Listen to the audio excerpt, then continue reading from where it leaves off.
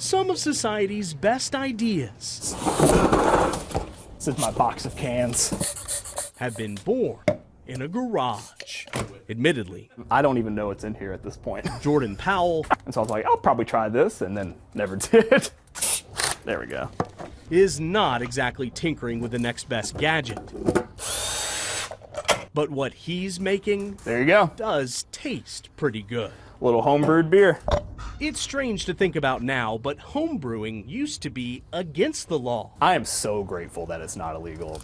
And it might still be if it wasn't for, of all people, Thank you, everybody. President Jimmy Carter. It's definitely interesting that a president who didn't really care for beer decided to pass this law.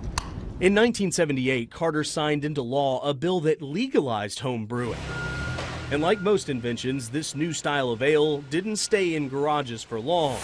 We'll end up brewing about 3,600 gallons of Gerst today, and Nashville and the area they'll have that drunk up in about 2 weeks. Brandon Jones now brews craft beer for local favorite Yazoo Brewery. I think everybody was inspired by either a good batch of homebrew or a bad batch of homebrew at some point. He learned at home too, only instead of a garage, he had an apartment at the time. My wife, his fiance at the time, bought me a little brew kit to make 2 gallons at a time. Jones says there's no doubt in his mind craft breweries would have never existed without President Carter. I don't think you would have ever fostered that creativity.